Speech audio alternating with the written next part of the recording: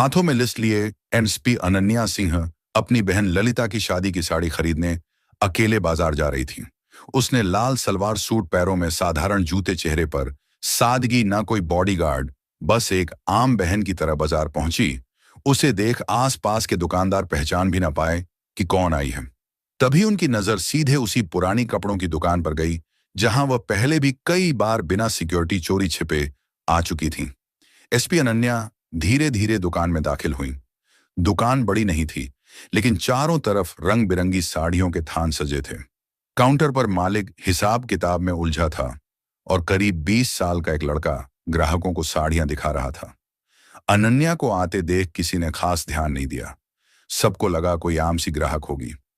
वह काउंटर के पास जाकर खड़ी हो गई और लड़के से बोली, भैया मेरी बहन की शादी है, उसके लिए एक बहुत अच्छी साड़ी चाहिए, कुछ बढ़िया डिजाइन दिखाएं। लड़के ने बेमन से कुछ साड़ियां काउंटर पर फैला दी। अनन्या एक एक साड़ी को उठाकर गौर से देखने लगी। उसे कभी रंग पसंद नहीं आता तो कभी बॉर्डर नहीं। उन्होंने एक साड़ी को देखकर कहा, यह रंग बहुत हल्का है, ललिता पर खिलेगा नहीं। इसका बॉर्डर बहुत पतला है, शादी के हिसाब से जचेगा नहीं। फिर अनन्या ने एक और साड़ी को पलटकर कहा, अरे यह तो बहुत ज्यादा छटक है, दुल्हन को थोड़ा सोबर दिखना चाहिए। इसी तरह आधा घंटा कब बीत गया पता ही नहीं चला। दुकान में ग्राहकों की भीड़ बढ़ने लगी थी। लड़के के चेहरे पर अब झुंझुलाहट साफ झलक रही थी। उधर रामलाल भी अपनी मोटी ऐनक के पीछे से बार बार अनन्या को घूर रहा था। फिर वह थोड़ा रूखेपन से कहा, सब एक से बढ़कर एक पीस हैं, मैडम जी इनमें से ही कोई ले लीजिए। लेकिन अनन्या का दिल मान ही नहीं रहा था। उनके लिए यह सिर्फ एक साड़ी नहीं थी, यह उनकी बहन के लिए उनका प्यार, उनका दुलार था। उन्होंने शांत स्वर में जवाब दिया, मुझे कोई जल्दी नहीं है भाई साहब, मेरी बहन की शादी का मामला है, सबसे अच्छा ही चाहिए। तो रामलाल ने धीरे से लड़के को इशारा किया। लड़का बड़बड़ाता हुआ तहखाने की ओर गया और कुछ ही देर में नए बंडल उठाकर ले आया और काउंटर पर रख दिया। अब काउंटर साड़ियों से भर चुका था। अनन्या एक एक साड़ी खुलवाकर देख रही थी और रामलाल का पारा चढ़ता जा रहा था। लड़का धीरे से अपने मालिक के कान में फुसफुसाया, आधे घंटे से दिमाग खराब कर रखा है, एक साड़ी तो पसंद आ नहीं रही। अनन्या ने उसकी बात सुन ली। एक पल को उन्हें बुरा लगा। वह चाहे तो 1 मिनट में इस दुकान पर ताला लगवा सकती थी, लेकिन आज वह अपनी पावर का इस्तेमाल नहीं करना चाहती थी। उन्होंने लड़के की बात को अनसुना कर दिया और फिर लगभग 1 घंटे की माथापेची के बाद उनकी नजर उस पर पड़ी, एक गहरे मरून रंग की साड़ी जिस पर सोने के धागों से चौड़ा बॉर्डर बना था और पूरी साड़ी पर महीन कढ़ाई का काम था। वह साड़ी जैसे ललिता के लिए ही बनी थी। अनन्या के चेहरे पर आखिरकार एक संतुष्टि की मुस्कान आ गई और उन्होंने साड़ी हाथ में लेते हुए कहा, हाँ बस यही चाहिए, इसे पैक कर दो। रामलाल ने राहत की सांस ली, जैसे कोई बड़ी मुसीबत टल गई हो। लड़के ने जल्दी जल्दी साड़ी को तय करके एक चमकीले पैकेट में डाल दिया। अनन्या ने पर्स से पैसे निकाल कर दिए और पैकेट हाथ में ले लिया। उसके मन में एक खुशी थी, एक सुकून था कि उन्होंने अपनी बहन के लिए सबसे अच्छी चीज चुन ली है। वह दुकान से बाहर निकलने के लिए मुड़ी ही थी कि उनकी नजर पैकेट के एक कोने से झांकते एक धागे पर पड़ी। जो कुछ गड़बड़ थी। वह रुकी, पैकेट को खोला और साड़ी को दोबारा बाहर निकाला। उनके दिल की धड़कन बढ़ गई। साड़ी के बॉर्डर पर एक जगह से धागा टूटा हुआ था और उजड़ कर लटक रहा था। उन्होंने हल्के से उसे खींचा तो कढ़ाई की पूरी सिलाई खुलने लगी। यह एक डिफेक्टिव पीस था। अनन्या का चेहरा उतर गया। वह वापस काउंटर पर गई। उन्होंने रामलाल को दिखाते हुए कहा, भैया ये देखिए, इसमें तो धागा टूटा हुआ है, ये तो पूरी उधड़ जाएगी। रामलाल ने एक नजर साड़ी पर डाली और फिर बड़ी लापरवाही से बोला, अरे मैडम, इतना छोटा मोटा तो चलता है, आप ले जाएं, दर्जी से ठीक करवा लेना, कुछ नहीं होगा। अनन्या का गुस्सा अब बढ़ने लगा था। उनकी आवाज थोड़ी सख्त हो गई। वह रामलाल को बोली, चलता कैसे है, मैं इतने पैसे दे रही हूं, कोई फोकट में तो नहीं ले रही, मुझे ठीक साड़ी चाहिए। अब रामलाल भी भड़क गया और कड़क आवाज में बोला, देखिए मैडम, अब बार बार तो नहीं बदल सकते, आपने खुद देखकर पसंद की है, अब इसमें हमारी क्या गलती।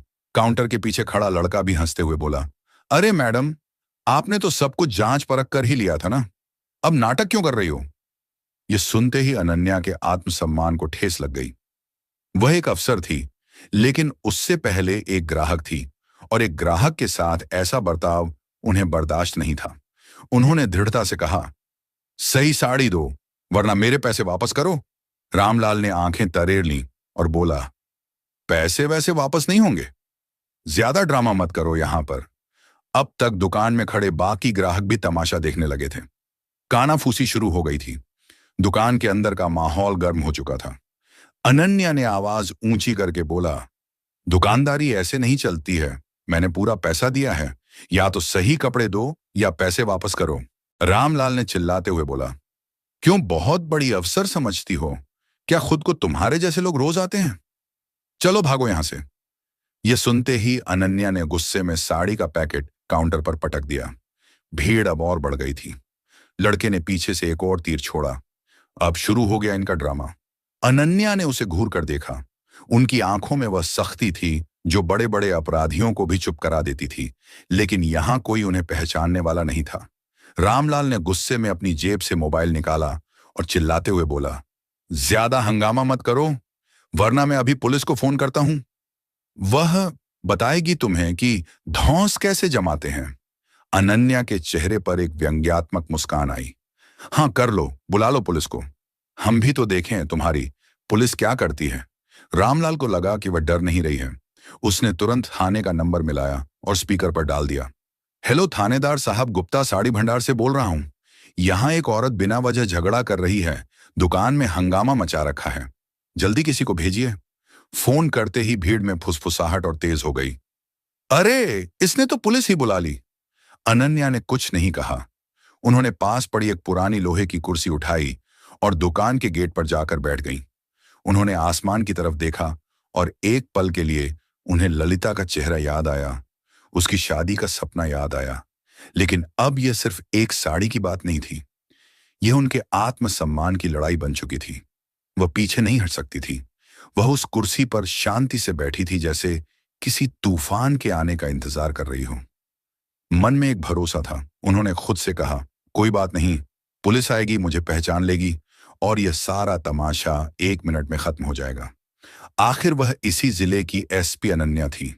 हर थानेदार, हर दरोगा उन्हें पहचानता था। पूरा पुलिस डिपार्टमेंट उन्हें सलाम करता था। लेकिन शायद किस्मत को आज उनकी परीक्षा लेनी थी। 10 मिनट बाद पुलिस की एक पुरानी जीप धूल उड़ाती हुई दुकान के सामने आकर रुकी। जीप से एक दरोगा विक्रम सिंह और 2 सिपाही नीचे उतरे। दरोगा विक्रम सिंह की तोंद बाहर निकली हुई थी और चेहरे पर एक अजीब सी अकड़ थी। भीड़ उन्हें देखकर किनारे हो गई। रामलाल दौड़कर दरोगा विक्रम सिंह के पास गया। उसने अनन्या की तरफ इशारा करते हुए कहा, साहब यही है, वह औरत बिना बात के झगड़ा कर रही है। हमारी दुकान का माहौल खराब कर रही है। दरोगा विक्रम सिंह ने बिना कोई सवाल पूछे अनन्या को ऊपर से नीचे तक घृणा भरी नजरों से देखा। अनन्या अभी भी कुर्सी पर बैठी थी। उनके चेहरे पर थकान थी, लेकिन आंखों में एक उम्मीद भी थी कि अब सब ठीक हो जाएगा। तभी दरोगा विक्रम सिंह ने गरज कर पूछा, कौन हो तुम? क्या तमाशा लगा रखा है?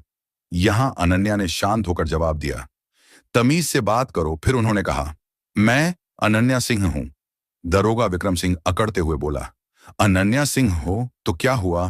किसी रानी के खानदान से हो क्या?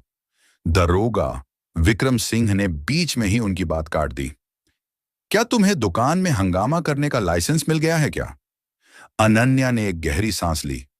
शायद तुम्हें पता नहीं है कि तुम किससे बात कर रहे हो। दरोगा विक्रम सिंह जोर से हंसा। हाँ हाँ पता है। अब सबकी मां बनोगी तुम? ज्यादा अकड़ मत दिखाओ, सीधे थाने चलो, वहां तुम्हारी सारी अकड़ निकालता हूं। एक सिपाही आगे बढ़कर अनन्या का हाथ पकड़ने लगा। अनन्या ने उसे घूर कर देखा तो वह एक पल को झिझक गया। यह देख भीड़ में खड़ी औरतें कानाफूसी करने लगीं और बोली, ये तो अच्छे घर की है, पर है बड़ी झगड़ालू। तभी रामलाल ने दरोगा विक्रम सिंह को कंधे से पकड़कर धीरे से दुकान के अंदर ले गया। काउंटर के पीछे ले जाकर उसने अपनी पैंट की जेब से कुछ नोट निकाले और दरोगा विक्रम सिंह की जेब में खिसका दिए। साहब इसको उठा ले जाएं यहां से, उसने फुसफुसा कर कहा। यह हमारा धंधा खराब कर रही है। जो भी खर्चा पानी होगा मैं देख लूंगा। दरोगा विक्रम सिंह ने नोटों पर एक नजर डाली। उसके होंठों पर एक गिरी हुई मुस्कान आई। रिश्वत की गर्मी ने उसकी अकड़ को और बढ़ा दिया। वह भीड़ की तरफ देखते हुए बाहर निकला। अनन्या अब भी उसी कुर्सी पर बैठी थी। वह सोच रही थी, अब तक तो इसने मुझे पहचान लिया होगा, अब यह नाटक खत्म होगा। पर दरोगा विक्रम सिंह ने सिपाहियों को इशारा किया। इस बार दोनों सिपाहियों ने आगे बढ़कर अनन्या की दोनों बाहें मजबूती से पकड़ लीं। अनन्या चौंक गई। यह क्या बदतमीजी है, मेरी बात तो सुनो। दरोगा विक्रम सिंह ने सीटी बजाते हुए जीप की तरफ इशारा किया और बोला, बहुत बोल लिया तुमने, अब थाने चलो, वहीं पता चलेगा कौन कितना बड़ा अफसर है। भीड़ में से किसी ने ताना कसा, देखो देखो बड़ी मैडम बनने आई थी, अब हवालात में चक्की पीसेंगी। रामलाल दूर खड़ा अपनी मूंछों पर ताव देते हुए हंस रहा था। एसपी अनन्या की आंखों में आग जल रही थी, लेकिन उस वक्त उनकी आवाज से ज्यादा भारी था कानून के रखवालों का वह हाथ जो आज एक बेकसूर को पकड़ रखा था। उन्होंने कोई विरोध नहीं किया। वह जानती थीं कि अगर उन्होंने यहां अपनी पहचान बताई तो ये लोग शायद यकीन ना करें और तमाशा और बढ़ जाए। जीप का दरवाजा खुला। सिपाहियों ने उन्हें लगभग ढकियाते हुए अंदर बिठा दिया। जीप का दरवाजा बंद हुआ और उनकी इज्जत, उनका पद, सब कुछ उस बंद दरवाजे के पीछे कैद हो गया। गाड़ी जैसे ही गली से बाहर निकली, रामलाल ने राहत की सांस ली और अपनी दुकान का शटर गिरा दिया।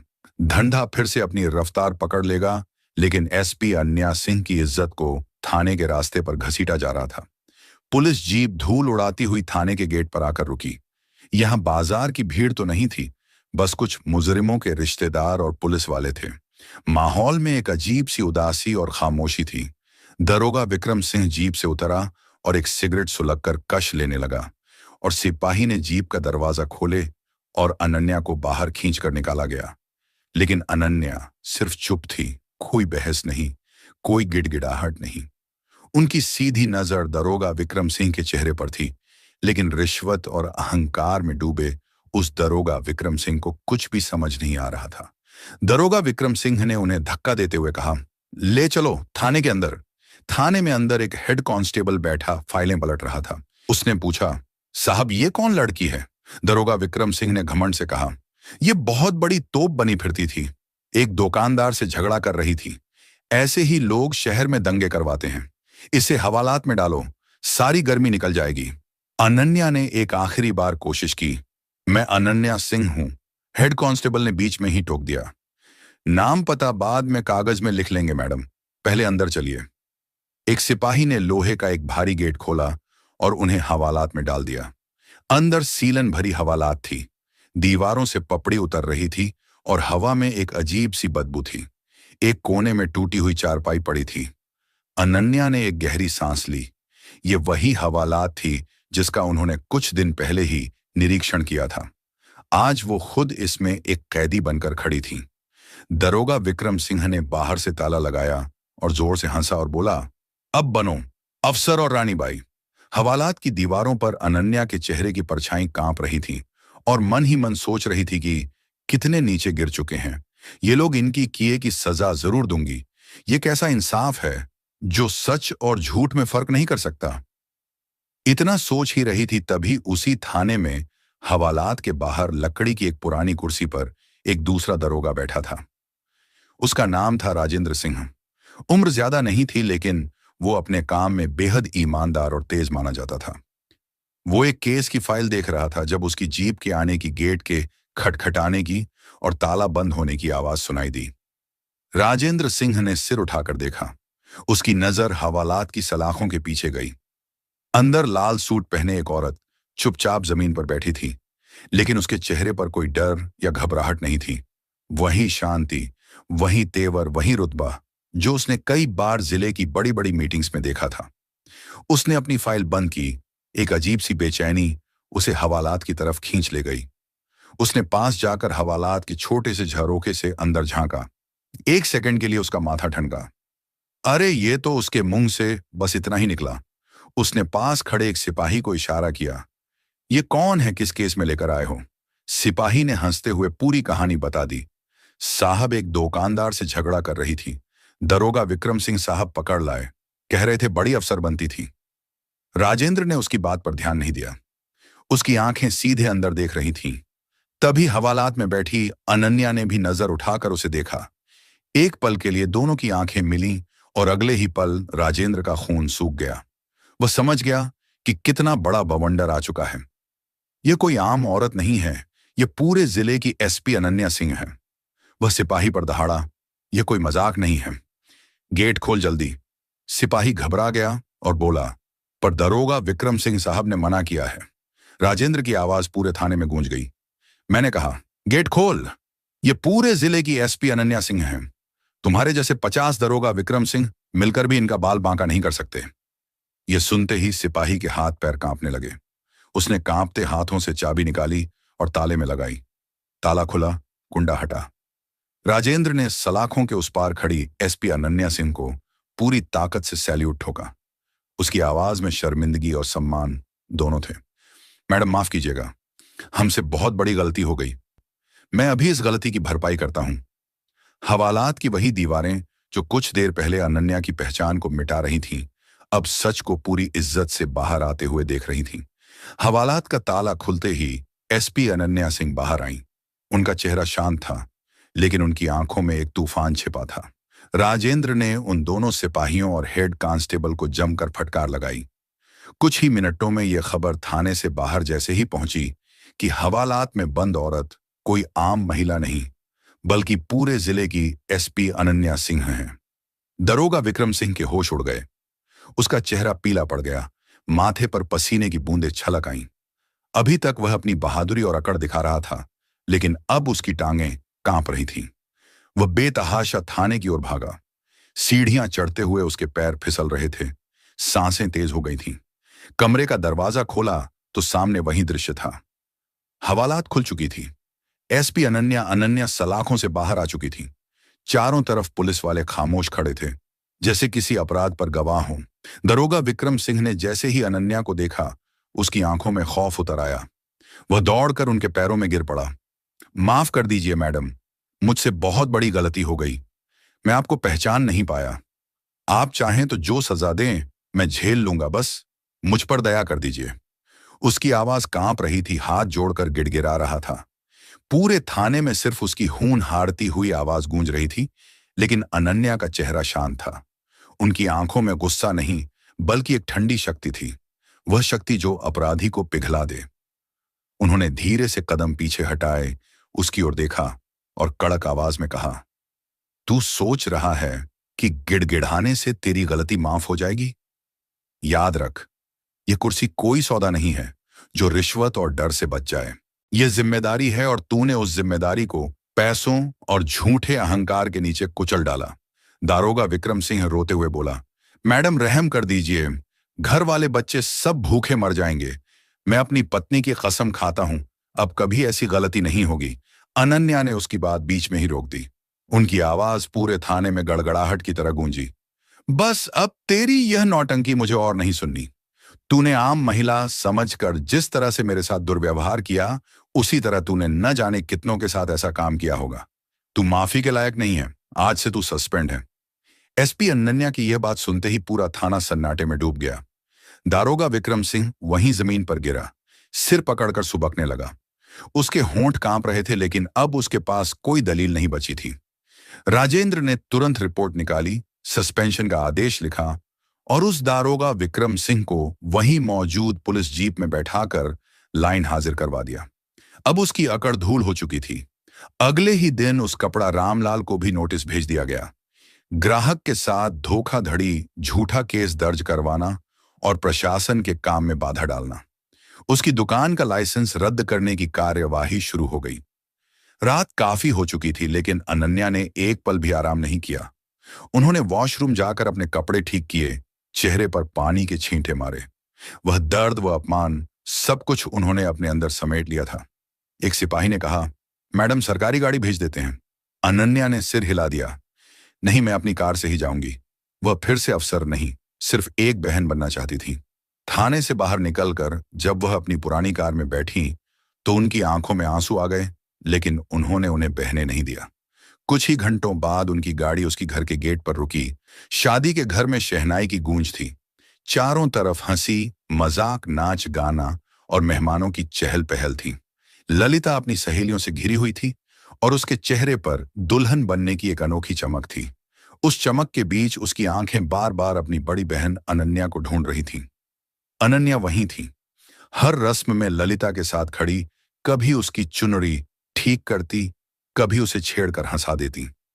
चेहरे पर एक शांत और प्यारी सी मुस्कान थी, जैसे कल रात कुछ हुआ ही ना हो।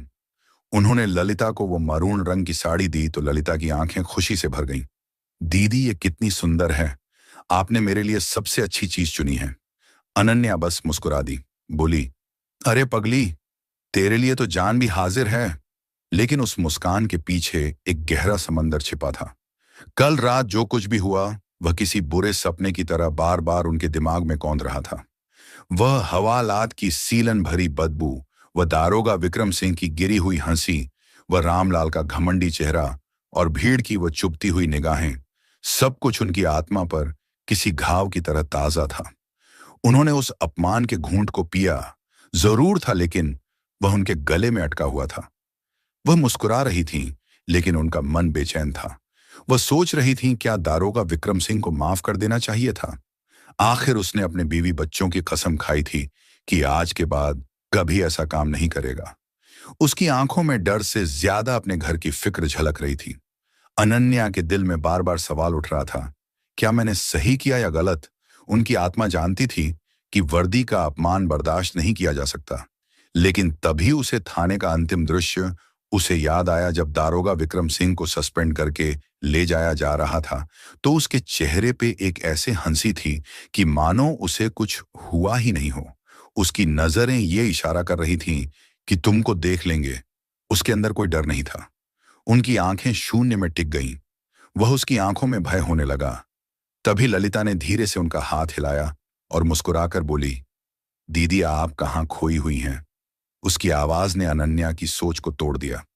अनन्या चौंककर हकीकत में लौटी।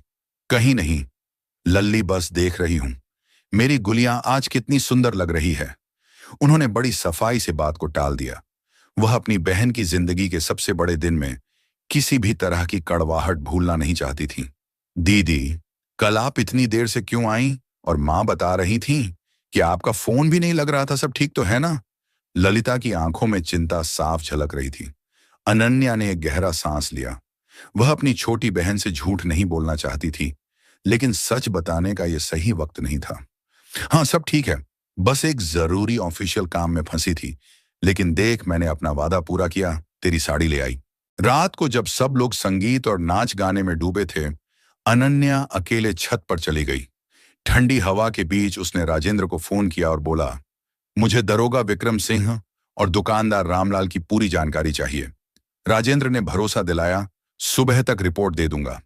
अगले दिन हल्दी की रस्म के बीच फोन आया। राजेंद्र ने बताया, रामलाल के कई धोखाधड़ी के केस दबाए गए हैं और दरोगा विक्रम सिंह एमएलए भैरव सिंह यादव का खास आदमी है। अवैध शराब, जमीन कब्जा, वसूली सब उसी के लिए करता है। अनन्या ने सब जोड़ लिया तो रामलाल भी उसी के नेटवर्क का हिस्सा है। शाम होते ही बारात की खुशी पर अचानक साया छा गया। एक जीप से कुछ गुंडे कूदे और पंडाल के बाहर खौफ का तूफान उतर आया। उनके लीडर मंगल ने चिल्लाकर शादी रोकने को कहा, रोको ये शादी। उसकी आवाज में इतनी कर्कशता थी कि संगीत तुरंत बंद हो गया। पूरे पंडाल में सन्नाटा छा गया। उसने सबके सामने ललिता पर इल्जाम लगाया कि उसने उसके भाई जग्गा पहलवान से 50 लाख रुपए उधार लिए हैं और अब वह पैसे लौट आए बिना शादी करके भागना चाहती है। दूल्हे के घर वाले सख्ते में आ गए और मेहमान कानाफूसी करने लगे।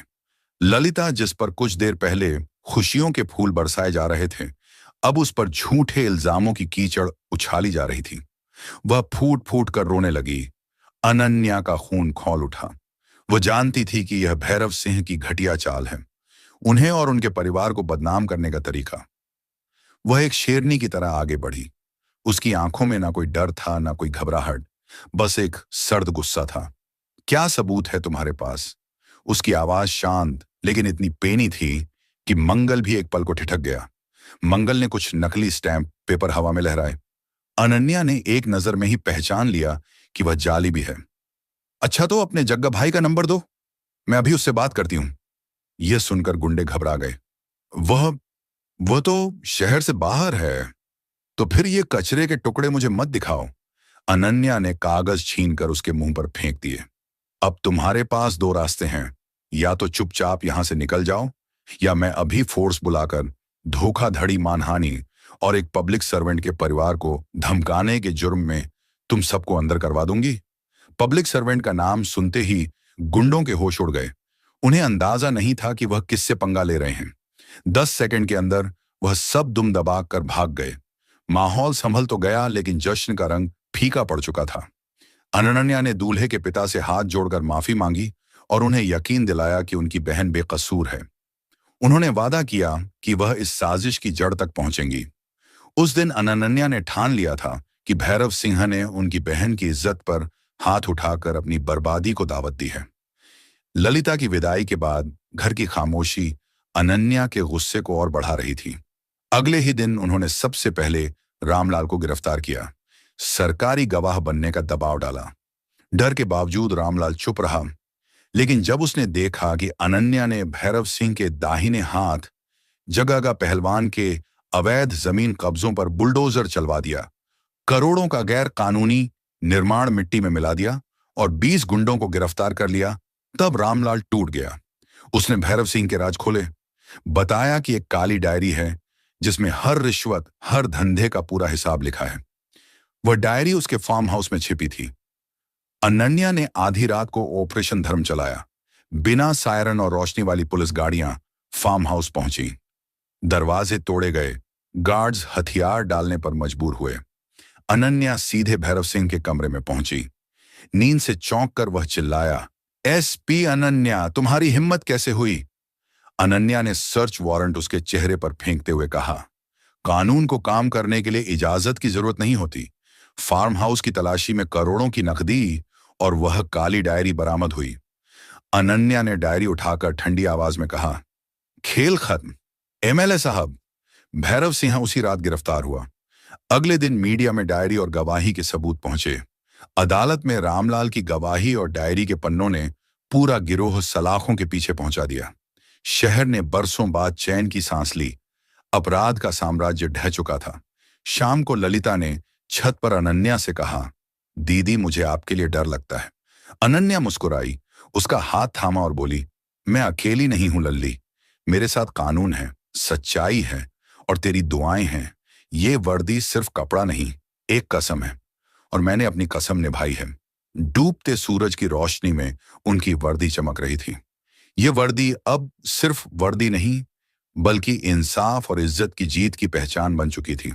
तो दोस्तों, यह कहानी केवल मनोरंजन और शिक्षा के उद्देश्य से बनाई गई है।